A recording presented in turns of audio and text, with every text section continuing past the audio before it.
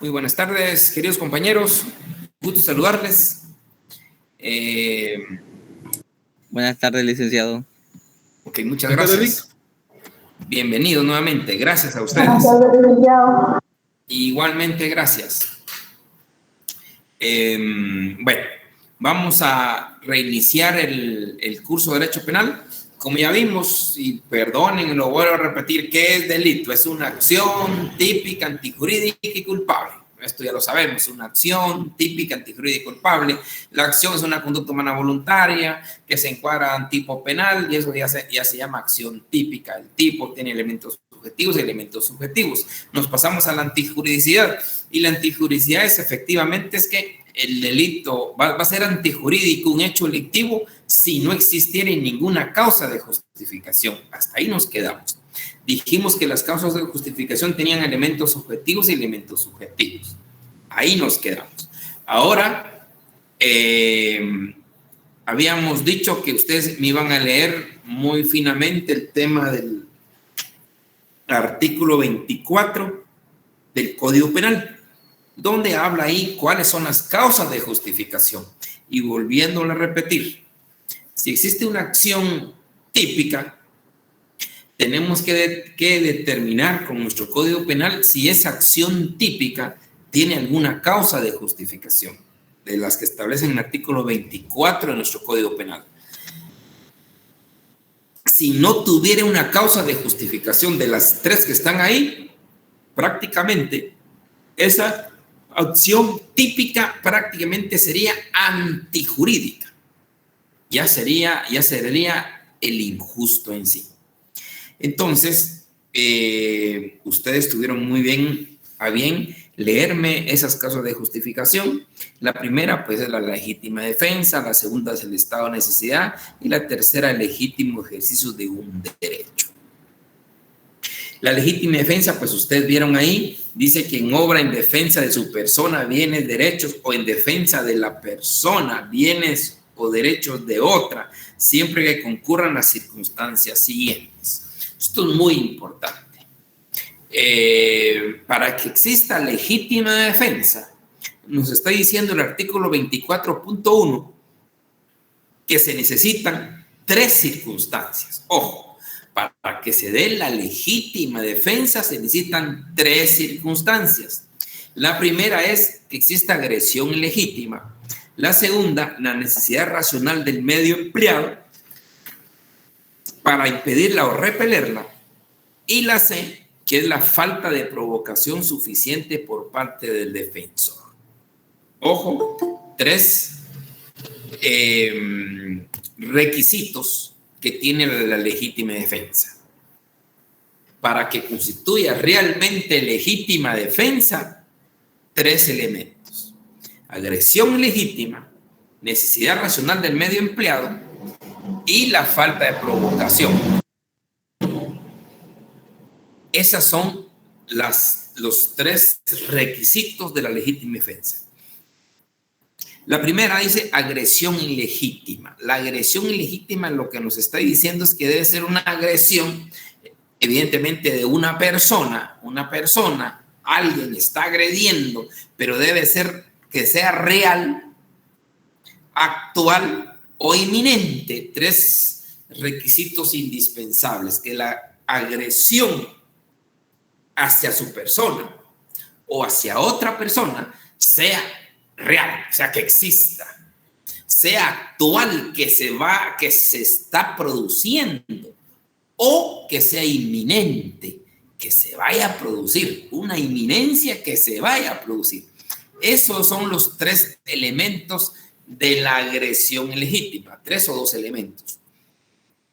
Que sea una agresión real, que no sea ficticia, que sea real, que sea del momento, o que algo que se va a producir en una forma inminente.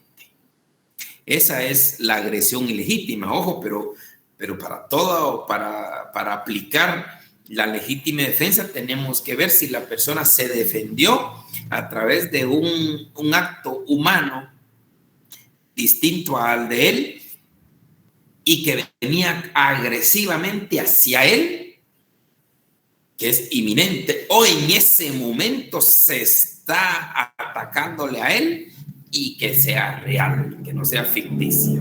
Eso es el primer elemento de la legítima defensa. Agresión ilegítima, real, actual o inminente.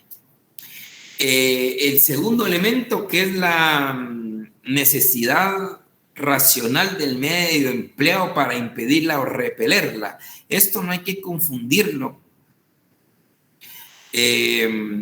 porque sí tiende a confundirse a la necesidad del medio empleado racional, que es distinto decir necesidad racional del medio empleado que la necesidad del medio empleado racional. ¿A qué decimos esto? ¿Por qué lo decimos? Porque siempre lo he escuchado, no ahora, siempre. Hay profesores que dicen que para que exista legítima defensa, usted, aparte de recibir la agresión real, actual o inminente, usted tiene que buscar el mecanismo de similares características para poder defenderse. Confunden ese tema de la necesidad racional del medio empleado con la necesidad del medio empleado racional. Aquí lo importante es que el que se va a defender, si tiene otros medios reales para poder hacerlo, ni modo que agarre el menos dañino. Estamos. Pero eso no quiere decir que si no tiene un menos dañino va a permitir a que lo agredan. No. Eso ya en doctrina se llama la necesidad de defensa. Usted tiene que tener necesidad de defensa. Si usted lo único que tiene es un bastón para defenderse, dele. Si usted lo único que tiene para defenderse es una metralleta, pues dele, porque es lo único que tiene. Ahora, cuando usted tiene otros medios menos dañinos y que causan el mismo efecto de defensa, eso es lo que se le está pidiendo. Utilice esos menos medios dañinos. Les digo esto porque de plano ustedes ya lo han escuchado en otros lados.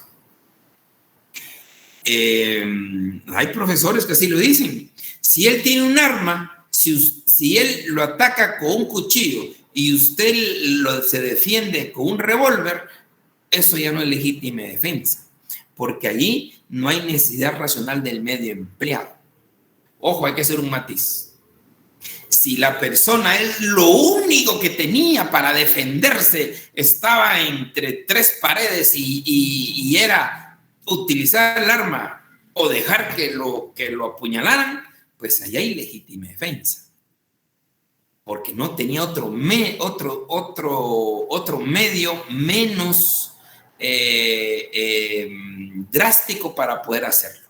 Ahora, si tiene otros medios, si tiene ahí, le viene con una navaja y usted lo que tiene es un bate, pues ahí, y tiene una ametralladora y usted cree que con solo el bate se puede defender, suficiente. Pero si no se puede defender y tiene que utilizar la pistola, pues tiene que utilizarlo. Legítima defensa. No precisamente va a ir a permitirme qué calibre es tu pistola antes de que yo, para que no sobrepasarme en la defensa. No, eso es absurdo. Absurdo. Este tema de la necesidad racional del medio empleado, vuelvo a insistir, se debe de trabajar a través de la necesidad del medio empleado racional. No se debe trabajar de la necesidad del medio empleado racional, porque la necesidad del medio empleado racional lo que está diciendo es eso anteriormente. El medio empleado racional, yo tengo que buscar el medio que equivalga a... No, usted si es el único medio que tiene para defenderse, defiéndase. No va a ir primero a ir a otra casa a traer un revólver similar al de las características para poder defenderse. No, hombre. Si lo único que tiene para defenderse es eso, hágalo. Eso es exactamente el alcance de la necesidad racional del medio empleado. Nunca, nunca en sí la necesidad del medio empleado racional. Tengo que ver el medio empleado que sea racional al de la agresión. Es necesidad racional del medio empleado. Usted tiene que buscar razonadamente, racionalmente, si el único medio que tiene para defenderse es una ametralladora, utilícela porque es el único medio que tenía. Ahora, si tenía otros medios y utilizó el más drástico, ahí sí existe una atenuante, pero no exculpante de legítima defensa. Y la C, pues, es la falta de provocación suficiente. Que otro requisito esencial de la legítima defensa es que usted no tuvo que haber provocado la agresión ilegítima. Entonces, esos son exactamente los 3 requisitos de la legítima defensa. Una agresión ilegítima de otra persona, que debe ser real, actual o inminente. Necesidad racional del medio empleado, entender lo que es el medio empleado que usted debe de utilizar para defenderse. Tratando de utilizar, si usted tiene otros medios de defensa, que efectivamente haga efectiva, valga la redundancia, la defensa, usted debe utilizar el menos dañino. Por ejemplo, si le están robando, no va a sacar una ametralladora y matarlos. Usted sabe que con el hecho de espantarlos o gritarles, pues se van de su terreno, pues suficiente. No pasa nada. Pero sí es importante que ustedes sepan de esos 3 requisitos. No sé si alguien levantó la mano ahí, perdonen.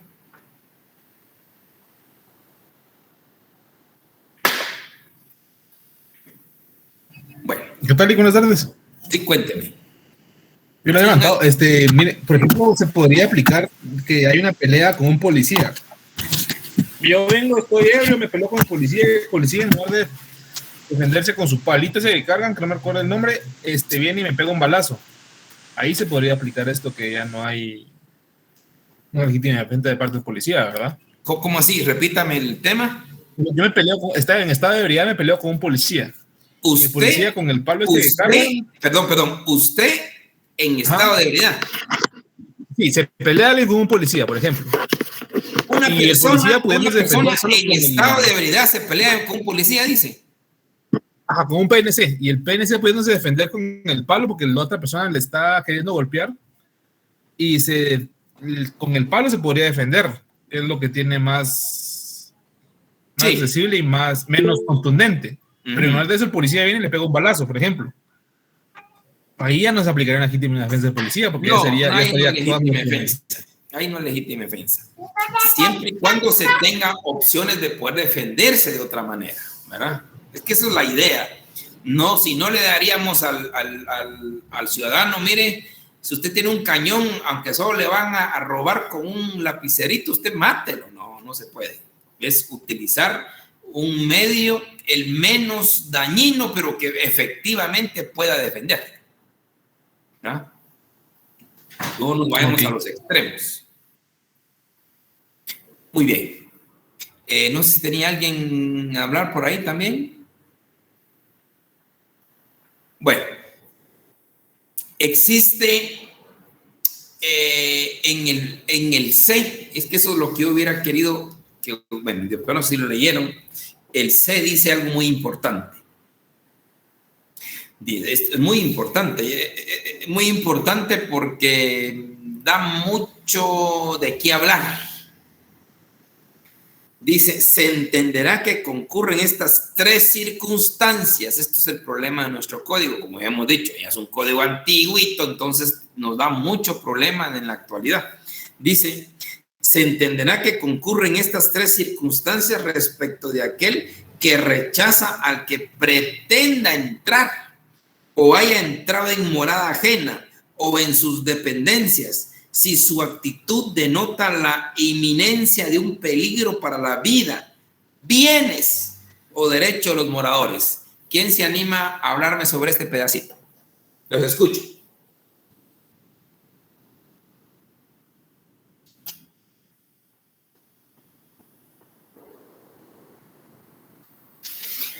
¿Quién se anima para hablarme de este pedacito?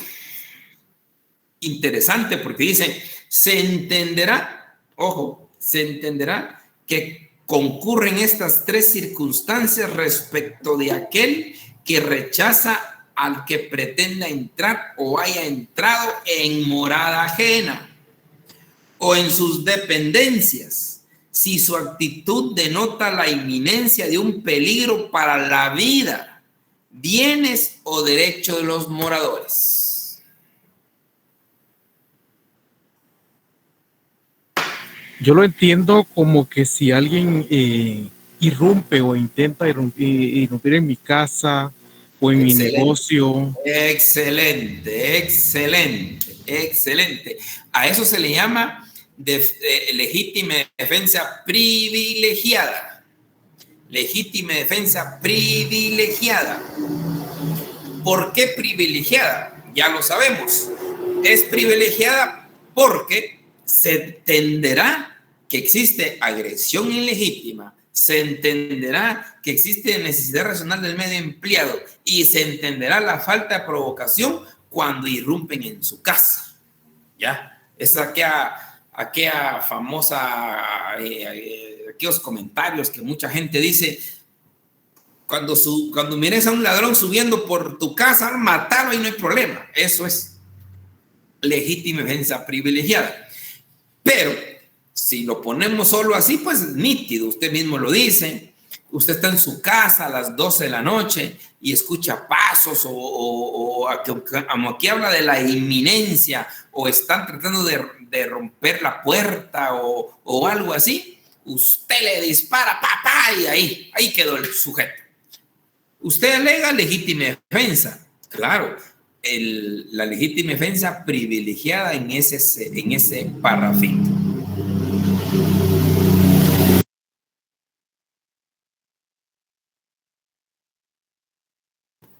Muy bien.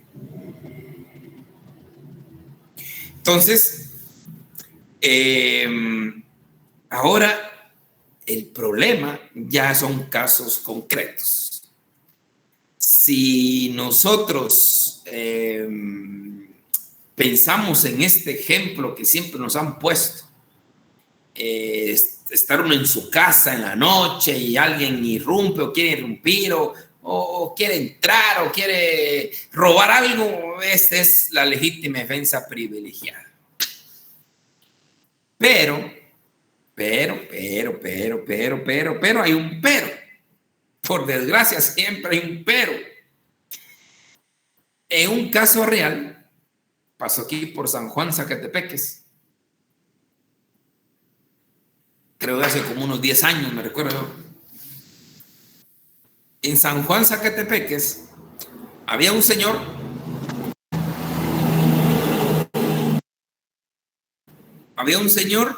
que tenía aquellas granjas, ahí vive en su granjita, y esa granja, pues él cultivaba naranja o estos frutos.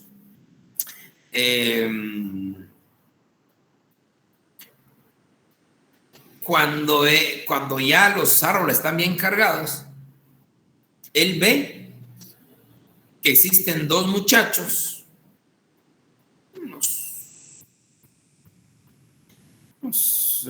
unos recién adolescentes, unos 13, 14 años por ahí, entraron a robarle las naranjas o los árboles frutales que tienen ahí. Viene el señor, agarra una escopeta y y los mata a los dos. ¿Qué apreciamos ahí, jóvenes?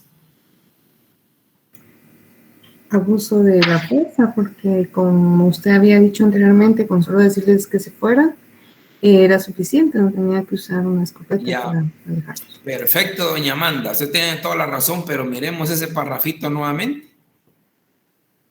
Pues el párrafo, como lo indica, pues está defendiendo su propiedad, pero siento que no debería optar un medio tan drástico para repeler a los intrusos, digámoslo así.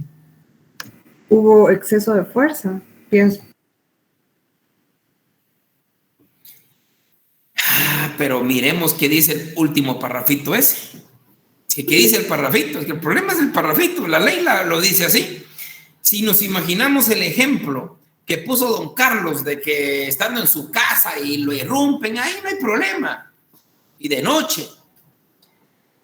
Pero ¿qué pasa en este caso de San Juan Zacatepeques? Dice, se entenderá que concurren estas tres circunstancias. ¿Qué nos está diciendo ahí?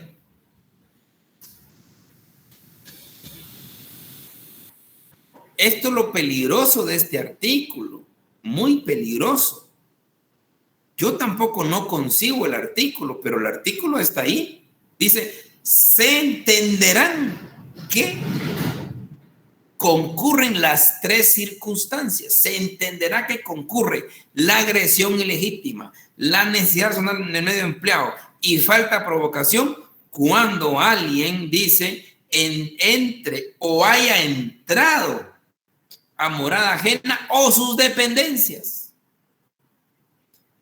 Si su actitud denota la inminencia de un peligro para la vida, estamos, pero dice bienes o derechos de los moradores. ¿Qué haría usted como defensor en ese caso?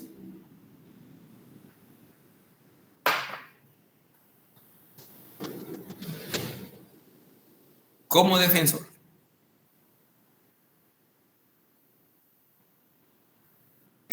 ¿De quién disparó? Aplicar el inciso 6, decir que él estaba protegiendo sus bienes.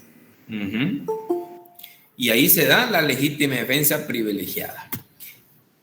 Si nos vamos al tenor de la ley, es legítima defensa privilegiada. Ahí no hay para más.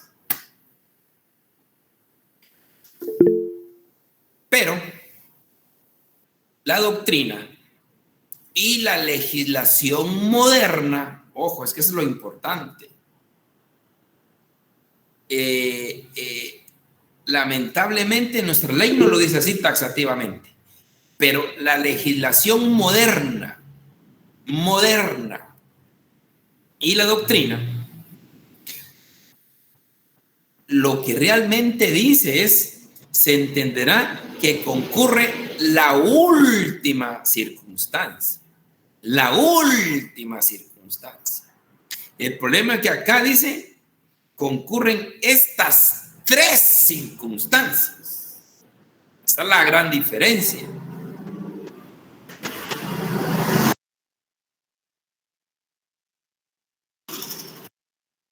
Nuestra ley dice, se entenderá que concurren estas tres circunstancias. Es que no nos admite más. Entenderá que concurren estas tres circunstancias. La doctrina, los códigos modernos no hablan de tres circunstancias, solo habla, se entenderá que concurre esta última circunstancia, que es lo más lógico. O sea, si usted está en su casa a las 12 de la noche y se va a defender porque alguien está pretendiendo entrar a su morada, pues definitivamente ahí hay una agresión a sus bienes, a su intimidad. Y ahí, pues, usted puede defenderse de una u otra manera. Perdón. La doctrina mayoritaria y las leyes actuales hablan de que se entenderá que concurre la primer circunstancia. O sea, cuando usted está como en legítima defensa privilegiada, Lo único que le quitan a las personas es en sí la agresión ilegítima. Las otras dos, usted sí las tiene que cumplir. Eso es diferente. Pero en nuestro código dice, se entenderá que concurren estas 3 circunstancias, las 3. En cambio, vuelvo a insistir y a corregir perfectamente. Cuando en la doctrina y leyes actualizadas dice como legítima defensa que únicamente la agresión ilegítima se tendrá por concurrida cuando exista el ingreso o haya entrado a morada ajena. Ahí le anulan práctica, ahí le establecen que solo en esos casos ya se da por hecho la agresión ilegítima, pero eso no quiere decir que usted tenga que cumplir los otros 2 requisitos. En cambio, nuestra legislación prácticamente, jóvenes, está diciendo que la legítima defensa privilegiada se entiende total con los 3 requisitos. Ese caso, recuerdo yo que efectivamente se trabajó por legítima defensa y se lo otorgaron. ¿Por qué? Porque la ley lo establece. Hubiera sido más bonito irnos al ámbito jurisdiccional, más profundo, hasta el ámbito constitucional, a ver qué establecían. Pero la verdad, este último parrafito sí es grave y puede tener grandes repercusiones, como el ejemplo que es un caso real. 2 adolescentes queriendo robar o robando, como alguien dijo por ahí, usa un grito o un disparo al aire o algo así, pero no a matarlos de una vez porque están en mi terreno, porque están en mi propiedad. Y efectivamente, si usted se da cuenta, los dueños de fincas o de parcelas en distintos lugares del país, esa es la mentalidad que se tiene. Aquí nadie puede invadir, que lo mato. Pero, ¿qué fundamento? No saben el fundamento, no saben que existe el artículo 24, pero sí tienen la noción de esto, que se entenderá una legítima defensa privilegiada con el simple hecho que ante alguien pretenda o ingrese a su morada. Es lo que dice la ley. Vuelvo a insistir, la doctrina moderna y la legislación actual no, solo se entenderá que concurre la agresión ilegítima, esa parte.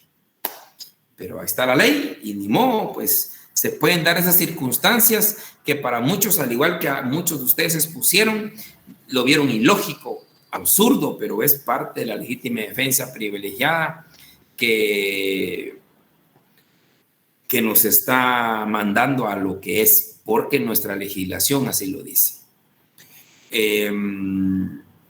Es parte de la legítima defensa privilegiada. Ahora, el estado de necesidad, pues definitivamente el estado de necesidad se requiere que exista un peligro grave, real o inminente también. Un peligro que ahí sí puede ser causado por cualquier índole. La diferencia de la legítima defensa es que tiene que ser una agresión humana. En cambio, el estado de necesidad no precisamente tiene que ser una acción humana, puede ser cualquier índole, cualquier hecho que ponga en peligro y que sea real o que sea inminente peligro para sus bienes, para su persona o para otros. Que usted lesione, porque ahí está lo importante en el estado de necesidad, usted lesione un bien, pero que no sea mayor del que usted salvó. Entonces ya también sería un exceso en los casos de justificación. Usted tiene que, hay un peligro, hay un hecho natural de lo que sea y usted tiene que defender a algo o a alguien, pues tiene que lesionar un bien para defender otro bien de mayor al que usted lesionó. Y que no haya sido provocado. Es también un requisito esencial del estado de necesidad. El famoso ejemplo que se pone el estado de necesidad, hay un estado de necesidad disculpante y justificante. Si doña Nicole Licenciado, buenas tardes. Justamente le iba a preguntar, creo que me adelanté, si, por ejemplo, estado de necesidad entraría como cuando una mamá llega a su casa y descubre que el padrastro o algún otro familiar varón está violando a su hija y la señora procede a matarlo.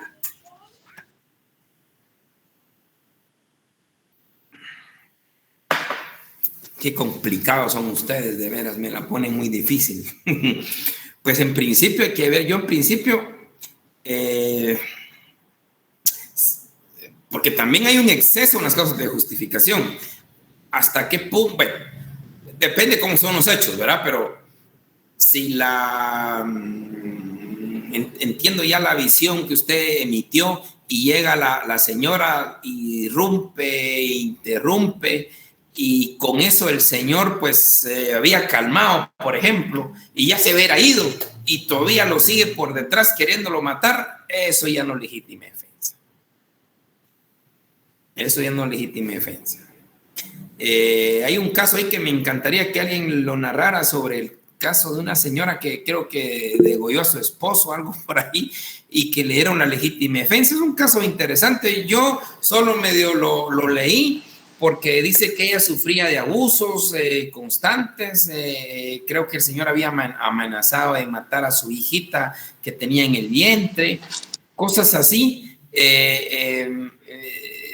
Porque la legítima defensa tiene que ser, como yo dije, real. Bueno, está bien, existe, actual o inminente, no pasado. No pasado, porque pasado ya es venganza. Nos está diciendo, agresión ilegítima debe ser real porque existe, actual porque lo estoy recibiendo, o inminente porque lo voy a recibir. Nunca dice después de haber recibido una agresión. Eso no lo dice.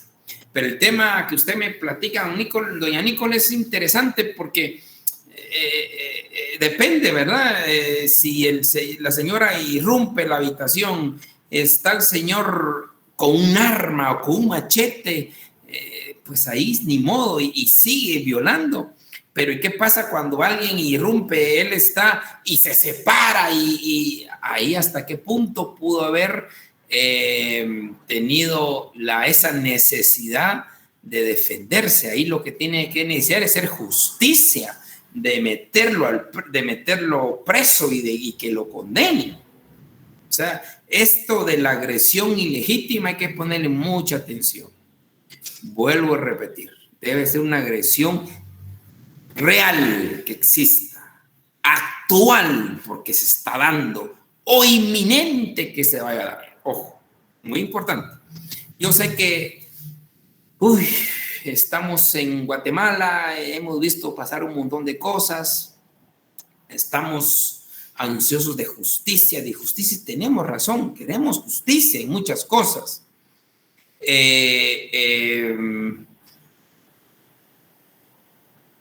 Y a veces los tribunales, los jueces se dejan llevar de un clamor popular y a veces ese clamor popular no es tan real como los hechos y las pruebas presentados, y esos son dilemas que pasan los jueces.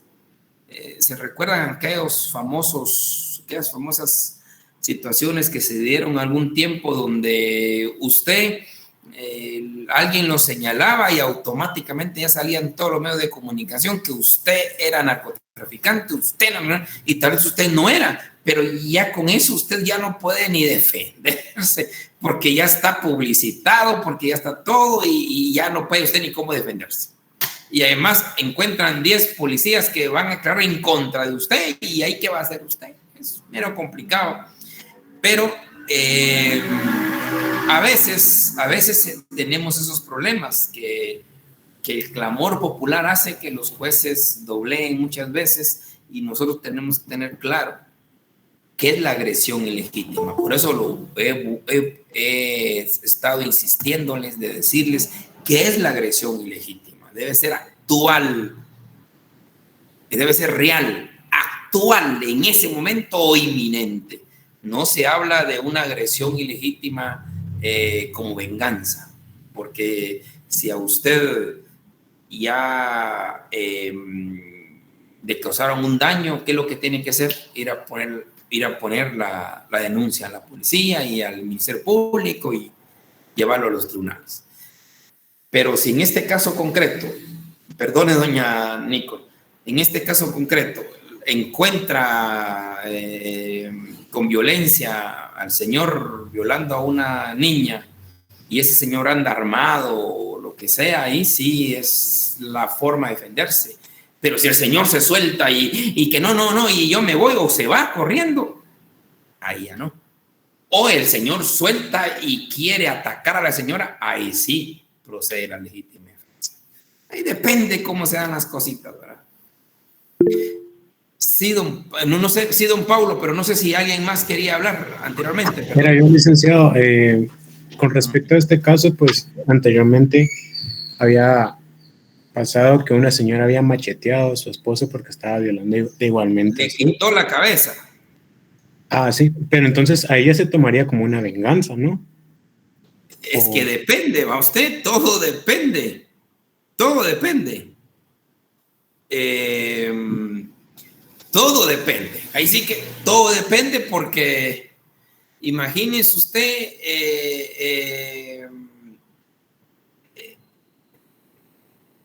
si es lo único que tenía y qué sé yo, y en una se le quitó un machete, porque entiendo que la señora trabajaba en el campo y manejaba muy bien machete, qué sé yo, ¿verdad? Y depende cómo fueran las cosas, que no le puedo decir. Por eso es importante, ustedes como jueces, estar en los debates, obviamente, y saber y apreciar con las pruebas. Usted llega a la conclusión cómo fueron los hechos, con las pruebas. Pero si los hechos, ahorita estamos solo adivinando cómo fueron, porque yo no estoy seguro de cómo fue. En principio, yo cuando leí el caso me quedé con lo que usted dice. Para mí esto es una venganza, no es tanto una agresión ilegítima actual o inminente. Pero yo no sé cómo fue, si el señor le enseñaba el machete o la pistola y quién le iba a matar y que no sé, y una de esas se agarró y le quitó la cabeza, pues ahí podría ser, ¿verdad? Pero es que no sabemos cómo realmente fueron los hechos. Nosotros solo nos dejamos llevar muchas veces de las pocas informaciones o de un Twitter, nada, hasta ahí. Pero cómo fueron los hechos en sí, no lo sé. Don Mauricio. Sí, buenas tardes, licenciado. Usted habla de que para determinar siempre depende de la circunstancia. Entonces mi pregunta es, ¿cuál es el factor más importante para que no exista el estado de necesidad? Ya sea que la persona que se defiende a ella o a otros causa la muerte o lesión. ¿Qué elemento es el que inminente hace que se extinga el estado de necesidad? ¿Usted me habla de estado de necesidad o de legítima defensa? Porque estábamos hablando, es cierto, yo hablé de estado de necesidad y después me hablaron otros ejemplos que eran más de legítima defensa. Ahora no sé si nos saltamos al estado de necesidad nuevamente. No, es en legítima defensa, licenciado, discúlpeme. Okay, mire pues. No, tienen razón. Esto es un tema importante solo para recordarles. Los casos de justificación hay tres, ¿verdad? La legítima defensa, el estado de necesidad y el legítimo ejercicio de un derecho. Solo es lo que nos habla el Código Penal. En la legítima defensa, pues ya sabemos, es una agresión, pero la agresión tiene que venir de una persona. Eso es necesario, que sea otra persona que le agrede o que le vaya a agredir, pero que sea inminente. Y el estado de necesidad no se requiere persona, se requiere cualquier factor que amerite usted defender y proteger personas o bienes, cualquier factor. Esa es la gran diferencia entre legítima defensa, que legítima defensa se necesita una acción de una persona distinta a usted que le va a agredir. El estado de necesidad es cualquier factor natural, sobrenatural, aires, rayos que provocaron la necesidad de defender bienes. Entonces, usted me pregunta que ¿Qué factor se debe dar para que no exista legítima defensa? Le vuelvo a insistir, el mismo artículo 24 nos dice 3 elementos ineludibles para que exista legítima defensa. Y se necesita agresión ilegítima. Y vuelvo a insistir que sea real, actual o inminente. Que tenga una necesidad de defensa a través de un medio que tenga para poder hacerlo. Y que exista la falta de provocación. Eso es, por ejemplo, si viene esto por lo de la señora esta de la violación, para determinar que no sea legítima defensa, efectivamente que no haya una agresión ilegítima. Hay que determinar en el caso concreto si ahí existió una agresión ilegítima. Y la agresión ilegítima tenemos que saber que es una acción de otro ser humano que pretende lesionar sus bienes jurídicos y que sean reales, actuales en su momento o inminentes. Ahora, si no se da esto, no es legítima defensa. Esto es muy importante. Alguien ahí me escribió muy afortunadamente. Yo lo leí también, pero lo leí en Twitter, perdón, yo no he leído la sentencia, o sea, tampoco me vayan a echar fuego a mí aquí, por favor. No sé los hechos concretos. Dice ahí, y tiene razón, que fue víctima de violencia y sigue siendo víctima de violencia. Para eso están los procesos correspondientes. Lo que no tenemos que perder de vista que no hay que comparar la legítima defensa con venganza. No hay que tener, no hay que confundir legítima defensa con venganza. Porque si a mí ya me robaron, ya me lesionaron, ya me estafaron,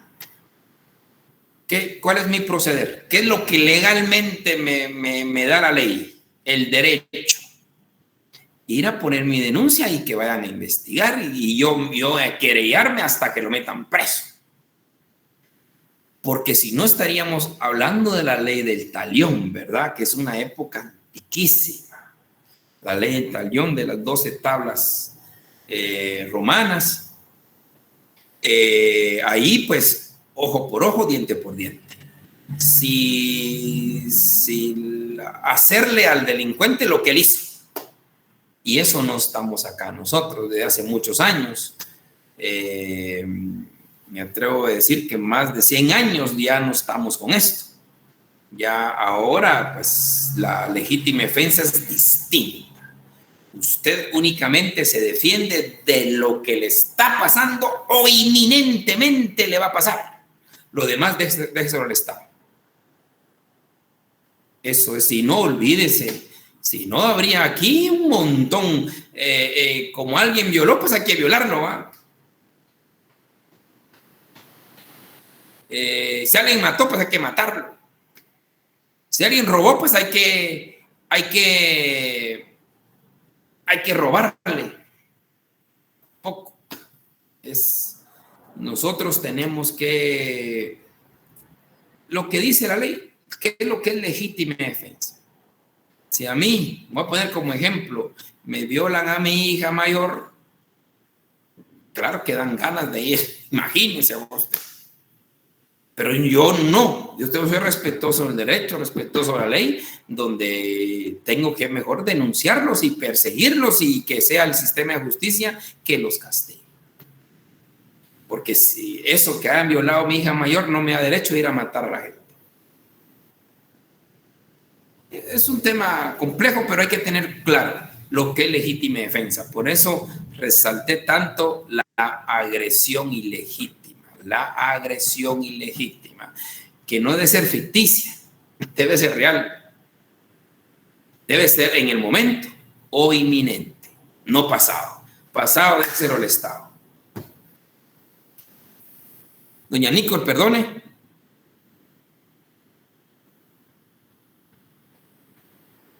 Sí, licenciado, solo era un comentario con eso que usted dijo, que si aplicáramos lo de ojo por ojo y diente por diente, nos quedamos ciegos y sin dientes todos. Pues no sé si todos, ¿verdad? Pero la verdad es que no es lo correcto aplicar justicia por su propia mano. Yo sé que a veces dan ganas, como el ejemplo que yo les acabo de poner, u otros ejemplos peores, dan ganas. Y máxime cuando mira uno el sistema de justicia mal, que no avanza, está mal, y esto decepciona, pero tampoco el Estado le permite a uno ir a vengarse. O el derecho no le permite ir a vengarse. Muy bien. Entonces, esta es la legítima defensa y el estado de necesidad. Y por último, pues tenemos el legítimo ejercicio de un derecho. Este es un tema que está por demás hablarlo, pero se da. Por ejemplo, el fiscal que entra a morada. Perdón. Un ejemplo, me quedé de verles un ejemplo del estado de necesidad. No sé si les viene en su cabecita uno cuando leyeron aquel libro de los exploradores de las cavernas. Por eso les dije, ese libro se aplica más en tema de la teoría jurídica del delito. Porque ahí lo que se reclama es efectivamente esto, un estado de necesidad. Es algo que ellos, por eso hubo hasta votos razonados y todo. Recordemos que es un caso de 1940. ¿Hasta qué punto, cuando el ser humano ya no tiene alternativa alguna para poder defenderse y poder sobrevivir, hasta qué punto se le permite hacer? Yo sé que es un caso súper extremo, por eso es un caso, ¿verdad? También se da el otro caso famoso que se conoce como la tabla de Carneades. Esta tabla de Carneades dice que, solo para ejemplificar, ¿verdad? Están dos personas en alta mar y al final de cuentas el barco se hunde y solo queda una tabla. Pero uno de los dos sabe perfectamente que la tabla no aguanta con dos y que la tabla se va a quebrar y se van a hundir los dos. Entonces, ¿qué hace usted en esa situación? Quisiera escuchar esos comentarios. Usted ubíquese que está en alta mar y mira para todos lados y no hay nada. Y está con otro compañero. Lo quiere mucho y no sé qué. Pero hay una sola tabla. Hay una sola tabla. Y esa tabla no aguanta con los dos. No aguanta. ¿Qué hacemos? Valientes quiero, valientes. ¿Qué hacen? Quiere mucho al compañero o compañera, eso no hay problema. Ahora, si se odiaran, ya ni preguntaría yo, ma. Pero estoy hablando de que ¿qué piensan? No sé, don Pablo. Se escucharía, pues, egoísta, pero tiraría a mi compañero y me quedaría yo en la tabla. Miren, pues, don Pablo, qué tremendo se volvió. Don Edgar. Ya. Pues tocará aplicar la ley del Titanic, que se salve el más fuerte, ¿va? Porque quedarse uno arriba y el otro va a tocar irse feo. Eso es exactamente la tabla de Carneades. Eso se ejemplifica. Y efectivamente uno de ellos decide matar al otro para salvarse. Entonces, cuando uno lee el caso de los exploradores de las cavernas, pues exactamente lo mismo. Solo que ahí es más democrático, porque ustedes se recuerdan que hay hasta sorteos y no sé qué y todo el asunto. Pero eso es el estado de necesidad. Hay un estado de necesidad, eso bien ha quedado. Hay un estado de necesidad disculpante y un estado de necesidad justificante.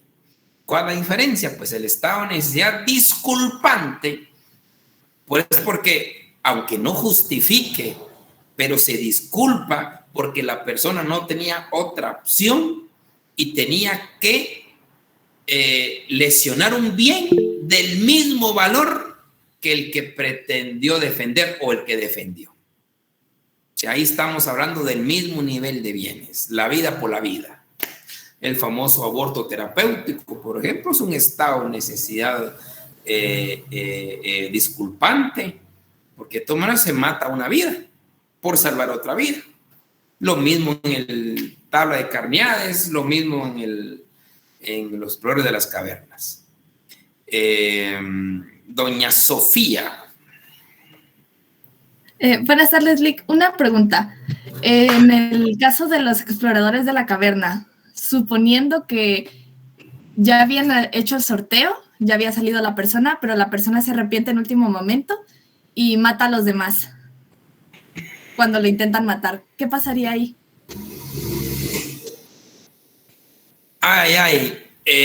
Pues mire, no es que qué pasaría, porque yo creo que por eso ya era un acuerdo anteriormente. Y como ahí tenía que salvarse, ¿va? Entonces ya si el otro mata y el otro rompe porque estamos hablando que esto fue un pacto. Y si yo salí el perdedor, yo ya no tengo por qué reclamar. Es un tema complicadísimo, ¿verdad? Yo sé que cuando ustedes leyeron ese pleno no lo creían y son absurdos los ejemplos, pero puede darse. Y acá veía una película similar a eso, similar, y basada en hechos reales, o sea, se puede dar, ¿verdad? Pero estamos hablando como ejemplo de un estado de necesidad disculpante. Lesiono un bien del mismo valor que el bien que protejo. Disculpante. Ahora, el estado de necesidad justificante, si la ley lo justifica, porque lesiona, ojo, pongan atención a esto, lesiona un bien de menor valor y protege un bien de mayor valor. Ese es el justificante puro. Y un ejemplo del justificante puro es que ponemos en todos lados, es aquel caso de un niño que está en cuarto nivel de un apartamento cuando hay un incendio. Y el niño está llorando que no puede salir. Y cabal pasan los bomberos ahorita. Hay un niño que está gritando y no puede salir. Entonces viene alguien y dice, tenemos que salvar al niño. ¿Y qué hace ese alguien? Desconocido. Entra a la fuerza al edificio. Ya ahí existe allanamiento moral. Llega al apartamento donde está el niño ya con llamaradas y rompe la puerta y hay daños y allanamiento de morada y rescata al niño. ¿Ahí qué pasó? Ahí les dio bienes jurídicos, pero de menor valor que del bien que salvó, que el bien que salvó era de mayor valor. Salvó valor la vida y lesionó bienes materiales, incluyendo el domicilio de las personas. O sea, ahí se da el estado de necesidad justificante. Los otros ya son eminentemente disculpantes porque no había otra opción y ni modo. No sé si alguien quería hablarme por ahí, perdonen.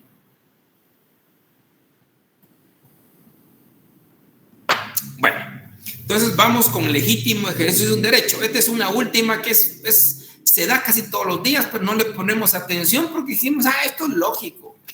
Pero tiene su lógica porque existe en nuestro Código Penal también.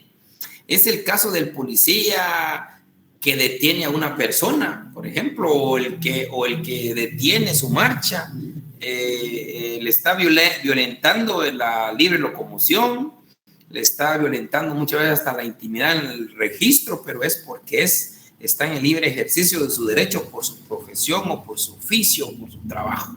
O el agente fiscal o auxiliares fiscales que llegan y allanan una vivienda, pues están allanando porque, aparte que existe una orden de juez, es por su propia función.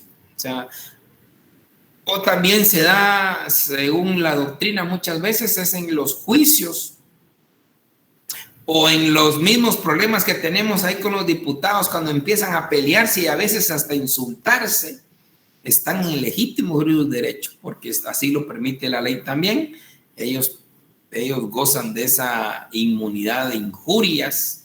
Es un poco complicado ya con la ley del femicidio, ¿verdad? Pero si no, pues ahí están ellos ejerciendo legítimo derecho. Entonces, esto serían las 3 causas de justificación. Existe una acción típica, pero hay que ver si existe antijurídica. Para que exista antijurídica se necesita forzosamente que no exista ninguna causa de justificación. Si existiese una causa de justificación, prácticamente dejaría de ser antijurídica. Y si ya no es antijurídica, pues todos sabemos que ya no es delito. Pero en un caso concreto, pues hay una acción típica antijurídica porque no hay ninguna causa de justificación, entonces hasta ahí ya se dio el injusto penal. Ya es un reproche por el hecho cometido. Entonces nos vamos a la siguiente etapa, que es la culpabilidad. Y la culpabilidad es el reproche al autor. Ese reproche al autor por el injusto cometido. Y aquí el reproche al autor, a través de la culpabilidad, que es el 4º elemento, se necesitan, valga la redundancia, 3 elementos para que se dé la culpabilidad. Una es la imputabilidad, la otra es la conciencia de antijuridicidad, tanto que hemos hablado de la conciencia de antijuridicidad, y el tercero, la exigibilidad de una conducta distinta. Ahorita vamos a ver en qué consiste una y la otra. La culpabilidad es la capacidad de la persona de ser responsable. Esta persona cometió un injusto. Perfecto. Porque cometió un hecho ilícito que no tiene causa de justificación. No hubo ni legítima defensa, no hubo ni estado de necesidad y no actuó bajo un legítimo ejercicio de un derecho. Entonces, se dio el injusto, se dio la antijuridicidad. Ahora vamos a ver si esta persona, la que cometió el injusto, tiene la capacidad de ser responsable. Por eso ahí se reprocha ya al autor. Si esa persona tiene la capacidad de ser responsable. Y para determinar si esa persona tiene la capacidad de ser responsable, necesitan 3 elementos. La imputabilidad, la conciencia de antijuridicidad y la exigibilidad de una conducta distinta. Vamos con la imputabilidad. ¿Qué es la imputabilidad? La imputabilidad, pues, es la capacidad que tiene la persona, la capacidad mental que tiene la persona de comprender y saber lo que está haciendo. Esto es la capacidad de ser responsable. Todos los que estamos aquí, sin excepción alguna, tenemos culpabilidad, tenemos la capacidad de ser responsables, gozamos de esa imputabilidad. Y el otro tema es la minoría de edad, que es un tema que es interesantísimo, porque yo sé que todos ustedes me sacan el artículo 20 de su Constitución, 20 creo que va sobre la inimputabilidad en los menores, y se dice, tiene la idea que es hasta los 18 años, pero no. Sobre eso creo que lo vamos a aterrizar mucho mejor en la próxima sesión. Cuidado con el tema de la imputabilidad. La imputabilidad únicamente la capacidad de ser responsable es aquella persona que tiene la capacidad, la capacidad mental de conocer y saberlo, comprender lo que está haciendo. Los que tengamos capacidad mental normalita, somos imputables. Y el tema de los menores de edad lo vamos a dejar porque este es un tema del artículo 23 cuando nos dice no es imputable el menor de edad. Hay un asterisco, pero ese asterisco volvemos el próximo jueves. Muy bien, compañeros, nos miraríamos el próximo jueves. Se cuidan. Ya vamos por la Gracias, licenciado. Feliz ya tarde. vamos por la culpabilidad. Igualmente, gracias. Se Feliz cuidan. tarde, licenciado. Se cuidan, compañeritos. Se cuidan un montón.